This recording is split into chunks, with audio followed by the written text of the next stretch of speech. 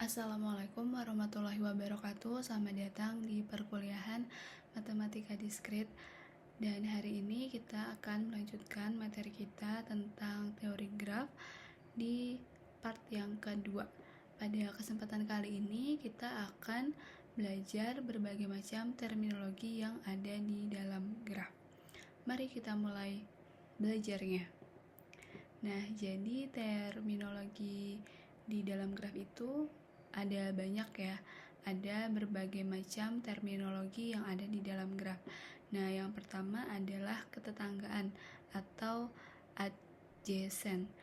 Nah, ketetanggaan itu adalah dua buah simpul dikatakan bertetangga bila keduanya terhubung langsung. Kita lihat di sini yang graf G1, simpul 1 itu bertetangga dengan simpul 2 dan 3. Simpul 1 bertetangga dengan simpul 2 dan 3, dan simpul 1 tidak bertetangga dengan simpul 4. Nah, ini artinya yang bertetangga. 1 bertetangga dengan 2 dan 3. Kalau kita lihat simpul 4, berarti dia bertetangga dengan simpul 2 dan simpul 3. Gitu. Nah, tapi simpul 1 ini tidak bertetangga dengan simpul 4. Selanjutnya, terminologi yang kedua adalah bersisian atau insendensi. Untuk sembarang sisi E sama dengan VJ, VK, dikatakan E bersisian dengan simpul VJ atau E bersisian dengan simpul VK. Kita lihat di sini yang graf G1 yang ini. Sisi 2, 3 ya, sisi 2 dan sisi 3 bersisian dengan simpul 2 dan simpul 3. Sisi 2, 3 ini yang garis ini, jadi kalau dikatakan sebagai sisi yang ini ya, 2, 3 itu bersisian dengan simpul 2 dan simpul 3. Kemudian kalau sisi 24 berarti sisi 24 itu yang ini ya, sisi 24 itu bersisian dengan simpul 2 dan 4. Tetapi sisi 1, 2, kita lihat di sini sisi 1, 2 yang ini itu tidak bersisian dengan simpul 4. Dia bersisian dengan simpul 1 dan simpul 2 kalau 1, 2. Oke, nanti teman-teman bisa mendefinisikan masing-masing ya untuk masing-masing graf G2 dan G3. Terminologi berikutnya adalah simpul terpencil atau isolated vertex. Simpul terpencil ialah simpul yang tidak mempunyai sisi yang bersisian dengannya. Nah, ini kita lihat di sini ada simpul G3. Simpul G3 yang ini ya. Yang simpul 5 ini dia terpencil karena dia tidak punya tidak bersisian dengan sisi manapun. Kalau misalnya kita lihat di sini misalnya simpul 1 gitu ya, dia bersisian dengan 1, 2, 1, 3, tapi kalau 5 ini dia terpencil. Oke. Terminologi berikutnya adalah graf kosong atau null graph atau empty graph. Graf yang himpunan sisinya merupakan himpunan kosong n. Nah, contohnya seperti ini. Jadi tidak ada himpunan sisinya, dia hanya berupa simpul-simpul tapi tidak ada sisinya. Terminologi yang kelima adalah derajat atau degree. Derajat suatu simpul adalah jumlah sisi yang bersisian dengan simpul tersebut. Notasinya adalah D dalam kurung V.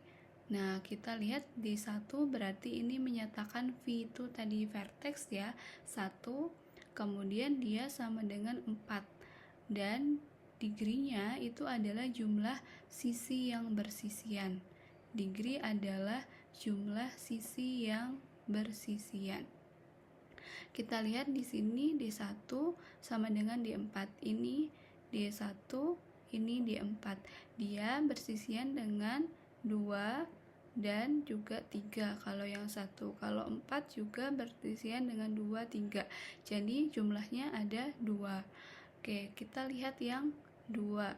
D2 sama dengan D3. Jumlah sisinya ada 3. Berarti 2, ini ada 1, 2, 3. Kemudian yang 3 juga jumlah sisinya 3 ya. 1, 2, 3. Nah gitu ya. Jadi kalau yang 2 itu ada 1, 2 yang ini, terus ada 2, 3, terus ada 2, 4. Tapi kalau yang 3 berarti ada 31, 32, ada 34. Jadi ada 3 jumlahnya. Oke, selanjutnya kita lihat yang graf G2 ya. Kita lihat yang graf G2. Di sini D1 berarti yang ini ya. D1 yang ini bersisian dengan sisi ganda. Nah, kalau ini dia ada 3, berarti ada 1, ada E1, ada E2, ada E3. Nah, kemudian kalau D3 itu bersisian dengan sisi gelang atau loop. Nah, untuk sisi gelang atau loop ini dihitung 2 kali, dihitung 2. Berarti D3 itu kita lihat di sini ada 1, 2, dan ini dihitung 2 kali. Jadi ada 4 degree-nya. Kemudian kita lanjut ke graf yang ketiga, yang ini ya, yang di bawah. Jadi kita lihat D5. Nah, D5 ini degree-nya 0 karena dia simpul terpencil. Oke, kita lihat yang D4. D4 itu degree-nya 1 karena dia simpul anting-anting atau pendenan vertex. Nah, karena dia cuma ada 1 ya, ke 3 aja, ke 4, 3 ini. Nah, kalau misalnya D1 di sini degree-nya ada 2, 1, 2. Nah, gitu ya. Oke, itu terminologi derajat atau degree. Kita lanjut ke berikutnya. Ini adalah pada graf di atas, derajat setiap simpul ditunjukkan pada masing-masing simpul. Jadi setiap simpul ini kita udah tahu nih, misalnya 4 ini berarti derajatnya ada 4, ini 5 derajatnya ada 5. Pada graf berarah, kita lihat di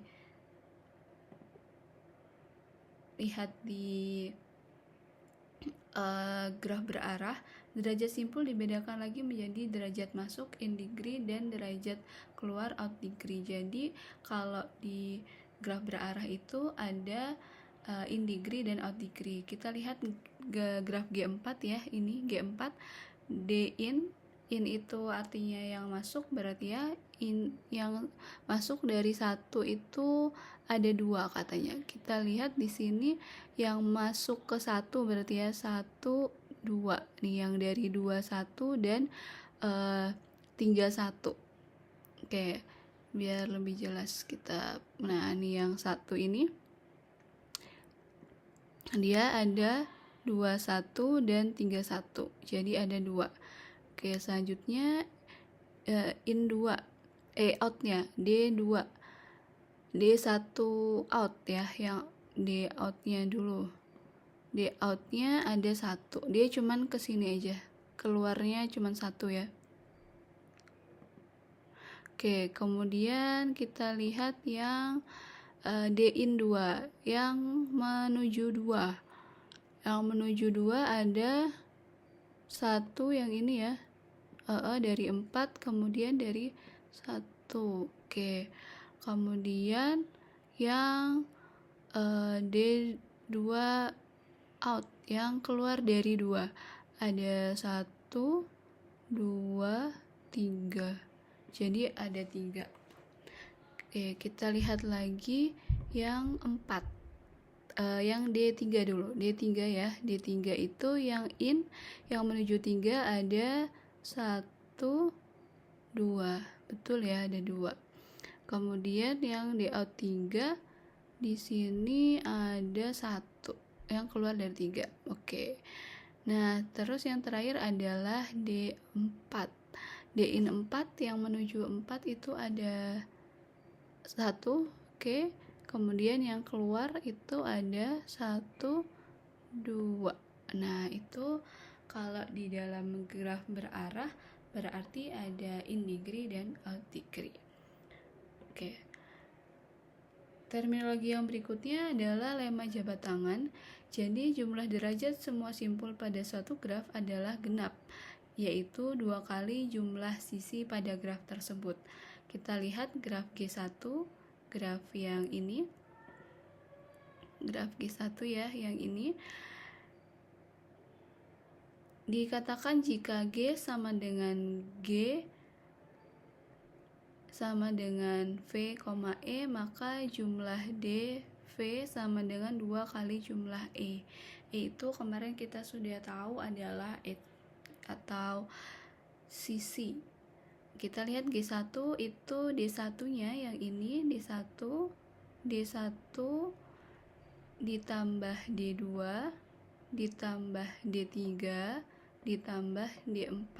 Nah, berarti kita lihat V-nya kalau degree D1 kan ada 2 ya, ada 1, 2.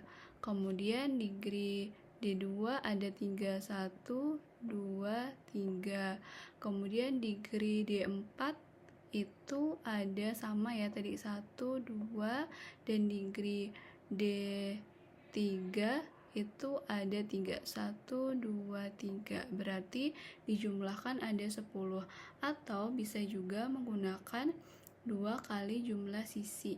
Jadi ada 2 kali 5 karena sisinya ada 5, ada 1, 2, 3, 4, 5. Oke, selanjutnya kita lihat graf G2 yang ini ya. Nah, kita lihat D1 itu ada 3 karena ada 1, 2, 3. Jadi dia ada 3. Kemudian D2 ada 1, 2, 3. D3 itu ada 4 karena ini 1, 2, dan E5 ini dihitung 2 kali. Jadi ada 2 kali jumlah sisi, yaitu 2 kali 5 sama dengan 10. Oke, yang berikutnya kita lihat graf G3.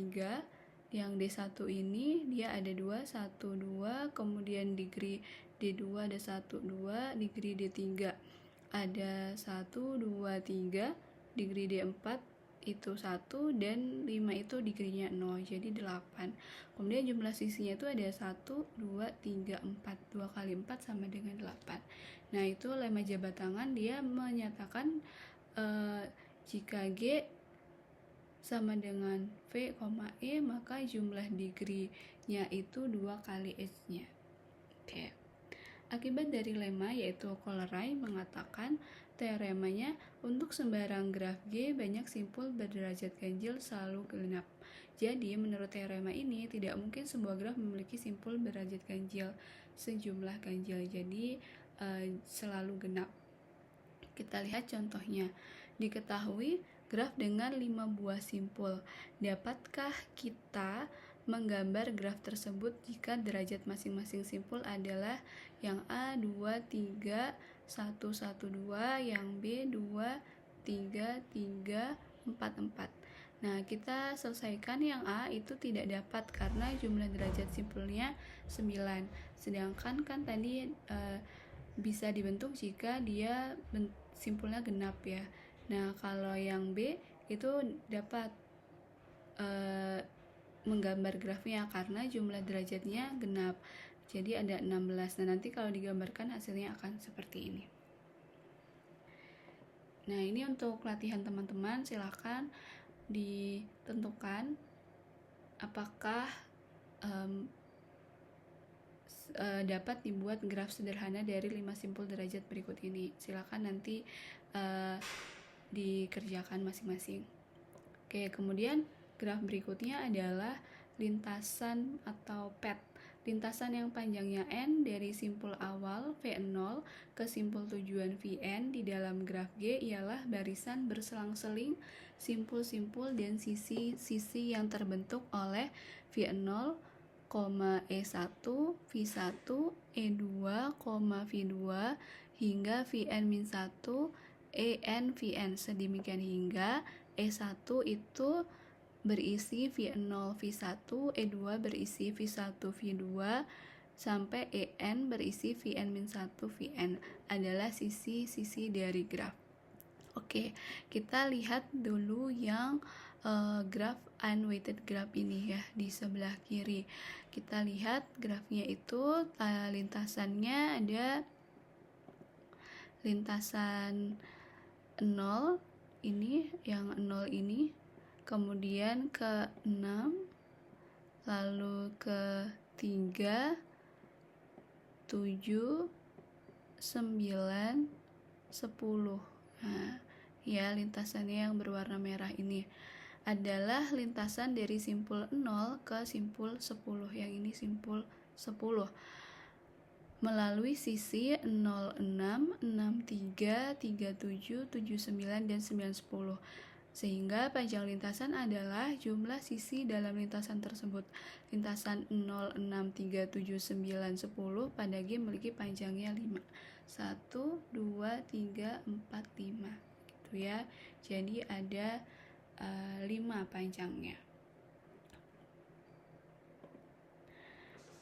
Kemudian teorema yang ketujuh itu adalah siklus, cycle, atau sirkuit lintasan yang berawal dan berakhir pada simpul yang sama. Jadi dikatakan sebagai cycle itu jika dia berawal dan berakhir pada simpul yang sama. Kita lihat di graf G di sebelah kanan ini lintasannya adalah 0, lintasannya 0, 4, kemudian 8, 5, 1, dan kembali lagi ke 0 adalah sebuah sirkuit karena dia kembali lagi ke 0. Panjang sirkuit adalah jumlah sisi dalam sirkuit tersebut. Sirkuit 0, 4, 8, 5, 1, 0 pada G memiliki panjang 5, 1, 2, 3, 4, 5. Nah, berarti kalau siklus atau sirkuit itu dia berawal dan berakhir pada simpul yang sama. Teorema yang ke-8 adalah keterhubungan atau connected. Dua buah simpul V1 dan simpul V2 disebut terhubung jika terdapat lintasan dari V1 ke V2. G disebut graf terhubung atau connected graph jika untuk setiap pasang simpul VI dan VJ adalah himpunan V, terdapat lintasan dari VI ke VJ. Jika tidak, maka G atau grafnya disebut graf tak terhubung atau disconnected graph. Kita lihat di sini dia semuanya terhubung ya, setiap simpulnya. Kalau di sini ada 1, 2, 3, berarti kan dia saling terhubung. Sedangkan yang sebelah kanan ini adalah contoh graf tidak terhubung karena 1 terhubung dengan 2 terhubung ke 4, tapi 4 ke 8 tidak ada, 4 ke 5 juga tidak ada. Itu berarti graf tak terhubung atau disconnected graph. Nah, ini contohnya graf tak terhubung. Yang sebelah kiri ini tidak ada connectingnya antara A ke F, kemudian DG juga tidak ada. Ini adalah graf yang tak terhubung. Graf berarah G dikatakan terhubung jika graf tidak berarahnya terhubung. graf tidak berarah dari G diperoleh dengan menghilangkan arahnya. Dua simpul U dan V pada graf berarah G disebut terhubung kuat atau strongly connected jika terdapat lintasan berarah dari U ke V dan juga lintasan berarah dari V ke U. Jika U dan V tidak terhubung kuat tetapi terhubung pada graf tidak berarahnya, maka U dan V dikatakan terhubung lemah atau weakly disconnected. Oke, kita langsung lihat contohnya saja ya.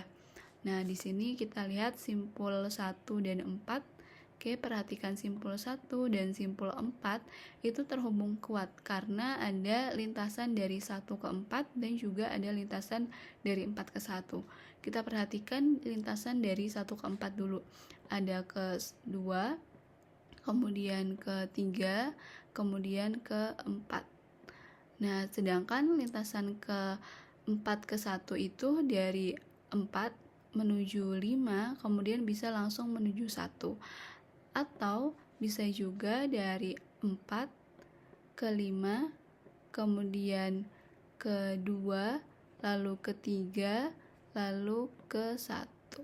Nah, itu juga strongly connected karena ada lintasan dari 1 ke 4 dan lintasan 4 ke 1. Jadi ada lintasan sebaliknya. Graf berarah G disebut graf terhubung kuat atau strongly connected apabila untuk setiap pasang simpul sembarang U dan V di G terhubung kuat. Kalau tidak, G disebut graf terhubung lemah atau weak connected. Oke, kita lihat di sini yang sebelah kiri itu graf terhubung lemah karena hanya ada pasangan 1, 2 dan 2, 1, tapi 2, 3, 3, 2 tidak ada. Sedangkan yang sebelah kanan ini dia strongly connected ya. Ada 1, 2, ada 2, 1, 2, 3, ada 3, 2. Oke. Graf berarah terhubung kuat selalu ada lintasan dari sepasang simpul manapun. Jadi dia selalu ada sepasang lintasannya. Oke, yang ke-9 terminologi berikutnya adalah upgraph atau subgraph dan komplement upgraph. Misalkan G sama dengan V, E adalah sebuah graf, G1 sama dengan V1, E1 adalah upgraph. Subgraph dari G jika V1 subset dari V dan E1 subset dari E. Nah, komplement dari upgraph G1 terhadap graf G adalah graf G2 sama dengan V2 E2. Sedemikian sehingga E2 sama dengan E1 dikurang E dikurang E1 dan V2 adalah himpunan simpul yang anggota-anggota E2 berisian dengannya. Kita perhatikan gambar A yaitu graf G1. Bentuknya seperti ini ya, bentuknya lengkap. Sedangkan yang B itu adalah sebuah upgraph atau subgraphnya. Dia diambil simpul 1, 4, 3, 5. Nah, kemudian komplement dari upgraph itu adalah 1, 2, 3, 6, 5. Jadi kalau upgraph yang B sama C digabungkan akan membentuk graf G1. Namanya itu adalah upgraph dan komplement upgraph. Oke, jadi komponen graf atau connected komponen adalah jumlah maksimum upgraph terhubung dalam graf G. Graf G di bawah ini mempunyai 4 buah komponen. Jadi kalau dibagi-bagi itu akan menjadi 4 buah komponen ya. Ini komponen 1, komponen 2, komponen 3, dan komponen 4. Pada graf berarah, komponen terhubung kuat strongly connected adalah jumlah maksimum upgraph yang terhubung kuat. Graf di bawah ini mempunyai 2 komponen terhubung kuat. Jadi yang ini terhubung kuat dan yang ini yang dilingkarin ini adalah graf terhubung kuat. Terminologi yang ke-10 adalah upgraph merentang atau spanning subgraph. Upgraph G1 sama dengan V1, E1 dari G sama dengan V, E dikatakan upgraph rentang jika V1 sama dengan V, yaitu G1 mengandung semua simpul dari G. Nah, berarti ini kan simpulnya ada 5 ya, yang A ini. Kita lihat dia simpulnya ada 5, ada 1, 2, 3, 4, 5. Nah, kemudian yang B ini juga dikatakan sebagai graf merentang dari G karena di sini semua simpulnya ada ya, itu ini ada simpul 1, simpul 2, 3, 4, 5. Nah, sedangkan yang C ini bukan graf merentang dari simpul G karena dia hanya memiliki 3 simpul, 1, 2, 3, sedangkan graf G itu punya 5 simpul. Terminologi yang ke-11 yaitu cut set atau cut set ini dari graf terhubung G adalah himpunan sisi yang bila dibuang dari G menyebabkan G tidak terhubung. Jadi cut set selalu menghasilkan dua buah komponen. Pada graf yang ini A kita lihat ya 1, 2, kemudian 1, 5, kemudian 3, 5, dan 3, 4 adalah cut set. Nah, dalam sebuah graf itu akan memiliki banyak cut set. Nah, kalau 1, 2, 1, 5, kemudian 3, 5, dan 3, 4 ini dihilangkan akan membentuk gambar yang B ini. Jadi 1, 3, kemudian tidak ada keterhubungan itu ke 4, 5, 5, 2, 2, 6. Jadi himpunan 1, 2, 1, 2, 2, 5 itu juga dikatakan cut set. Nah, terus juga 1, 3, 1, 5, 1, 2 itu juga cut set. Dan 2, 6 juga cut set. Tetapi 1, 2, 2, 5, 4, 5 bukan cut set sebab himpunan bagiannya 1, 2, 2, 5 adalah cut set. Jadi karena sudah ada 1, 2, dan 25 gitu ya, 1, 2, dan 25 gitu ya, itu sudah menjadi cut set sehingga 4, 5 ini bukan sebagai cut setnya. Selanjutnya ini adalah terminologi yang terakhir yaitu graf berbobot atau weighted graph. Jadi graf berbobot adalah graf yang setiap sisinya diberi sebuah harga. Kita lihat di sini dari A ke B ini ada bobotnya 12. Kemudian dari B ke C itu ada 9, C ke D ada 14, D ke B ada 11, kemudian dari D ke E ada 15, terus juga ada E ke B 8, dan E ke A ada 10. Nah, 10, 12, 8, 15, 14, 11, 9 ini adalah bobotnya, atau kalau yang seperti ini dikatakan weighted graph. Sedangkan yang gambar ini yang sebelah kiri ini, sebelah kanan ini bukan weighted graph karena dia tidak memiliki bobot. Cukup sekian dulu materi terminologi di dalam graf. Selanjutnya kita akan membahas materi tentang graf khusus.